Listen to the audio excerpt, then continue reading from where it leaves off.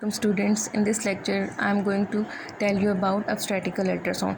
obstetrical ultrasound इसमें हम लोग साउंड वेव्स को यूज़ करके बेबी की जो स्ट्रक्चर्स होते हैं उनको देखते हैं और मदर में जो अबनॉर्मेलिटीज़ होते हैं उनके स्ट्रक्चर जो होते हैं उसको देखते हैं और मदर की यूट्रस और ओवरीज़ को भी देख सकते हैं।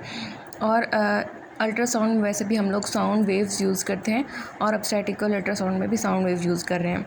और इसके अलावा इसके एडवांटेजेस ये हैं कि इसके थ्रू हम लोग प्रेगनेंसी को कंफर्म कर सकते हैं, मीन्स कि प्रेगनेंसी है या नहीं है। फ़ीटस की एनाटमी को देख सकते हैं और फ़ीटस की जो स्ट्रक्चर हैं वो सही बन रहे हैं या नहीं बन रहे हैं, और ऑर्गेनोजेनेसिस है जो सही हो रही है कि नहीं हो रही, और फ़ीटस के जेंडर को हम लोग कंफर्म कर सकते हैं।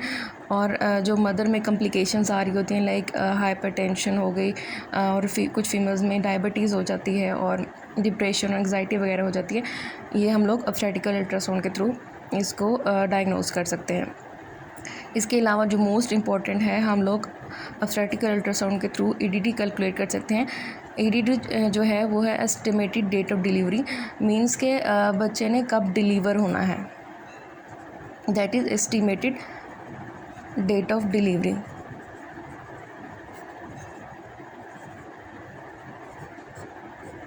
मोस्टली जो है वो डिलीवरी होती है 37 वीक्स के बाद। 40 वीक्स जो है मोस्ट परफेक्ट जो है डिलीवरी का पीरियड होता है। And I am going to tell you about gestational period. Gestational period mean pregnancy का पीरियड। ये जो होता है 280 डेज़ का होता है, मीन्स के 9 मंथ्स का, और इसको हमने अपनी कन्वीनियंस के लिए जो है ना इसको 9 मंथ्स को 3 ट्राइमेस्टर में डिवाइड कर दिया है। एक है first trimester, second and third trimester.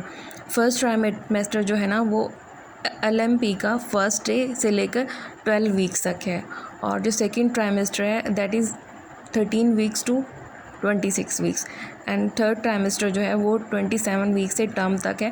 Term मतलब जब तक बच्चे की डिलीवरी नहीं हो जाती,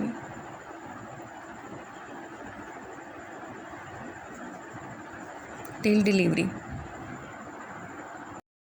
फिर क्वेश्चन आता है कि इसको हमने 3 ट्राइमेस्टर में क्यों डिवाइड किया है, क्योंकि फर्स्ट, सेकेंड और थर्ड ट्राइमेस्टर में हर ट्राइमेस्टर में अलग जो ऑर्गन्स हैं बन रहे हैं, उनकी फॉर्मेशन अलग अलग हो रही है। और obstetrical अल्ट्रासाउंड में जब हम लोग अलग अलग स्कैन करेंगे तो हमें पता चलेगा कि फ़र्स्ट ट्राइमेस्टर में कौन सी अबनॉर्मेलिटी आ रही है, सेकंड में कौन सी आ रही है, थर्ड में कौन सी आ रही है, क्योंकि कुछ जो अबनॉर्मेलिटीज़ होते हैं वो फर्स्ट ट्राइमेस्टर में कॉमन होती हैं, फर्स्ट ट्राइमेस्टर में होने के उनके चांसेस होते हैं, लाइक स्पाइना बाइफिडा और स्पाइन के जो डिफेक्ट्स होते हैं और न्यूरल ट्यूब डिफेक्ट्स होते हैं वो फर्स्ट ट्राइमेस्टर में मोस्टली उनके होने के चांसेस होते हैं, क्योंकि न्यूरल ट्यूब जो है वो फर्स्ट ट्राइमेस्टर में बन रही है। और ब्रेन की अबनॉर्मेलिटीज़ जो होती हैं लाइक एनेनकेफेली वो भी फर्स्ट ट्राइमेस्टर में हो सकती है। और जो है न्यूरल ट्यूब डिफेक्ट से प्रिवेंट करने के लिए हम लोग फर्स्ट ट्राइमेस्टर फीमेल को फोलिक एसिड 400 mg की टैबलेट्स देते हैं। मोस्ट जो इम्पोर्टेंट होता है कि फ़ीमेल जो है बिफोर प्रेगनेंसी भी फोलिक एसिड की टैबलेट ले और ड्यूरिंग प्रेगनेंसी भी फोलिक एसिड की टैबलेट ले, और सेकेंड ट्राइमेस्टर में भी अलग अबनॉर्मेलिटीज़ आ सकती हैं, थर्ड में भी अलग आ सकती हैं। फिर क्वेश्चन आता है कि फ़र्स्ट ट्राइमेस्टर में अल्ट्रासाउंड क्यों करना ज़रूरी है। इसमें हम लोग प्रेगनेंसी को कंफर्म करते हैं कि प्रेगनेंसी है या नहीं है। अगर कंफर्म हो जाए तो उसके बाद देखते हैं कि नॉर्मल प्रेगनेंसी है या फिर अबनॉर्मल प्रेगनेंसी है। फिर आता है कि the most important point that you should keep in mind के pregnancy must be in the intrauterine. If it is not intrauterine then it is called ectopic pregnancy. Ectopic pregnancy जो है it is not normal pregnancy और and it leads to miscarriage और abortion.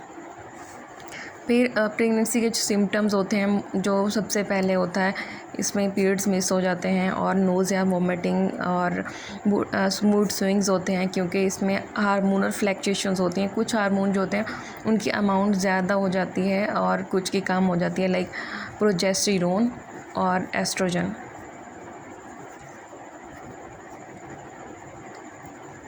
इसमें progesterone की जो amount है वो ज़्यादा हो जाती है, क्योंकि इसने प्रेगनेंसी को मेंटेन करना है। इसने सपोर्ट करना है प्रेगनेंसी को। That is why it is also known as pregnancy maintaining hormone. और ये जो है नेचुरली बॉडी में प्रेजेंट होता है, लेकिन इसको हम लोग सप्लीमेंट्स के थ्रू भी ले सकते हैं। और एस्ट्रोजन जो है प्रेगनेंसी के स्टार्ट में और सेकेंड ट्राइमेस्टर तक इसकी जो अमाउंट होती है वो स्लोली इंक्रीज़ करती है, बट थर्ड ट्राइमेस्टर में ये बहुत ज़्यादा इंक्रीज़ कर जाता है। इसके बाद ब्रेस्ट में भी चेंजेस आती हैं, और ब्रेस्ट में भी ये जो है हार्मोनल फ्लैक्चुएशंस की वजह से चेंज आती हैं। बैक एक होती है और बहुत सारे सिम्टम्स जो होते हैं प्रेगनेंसी में होते हैं।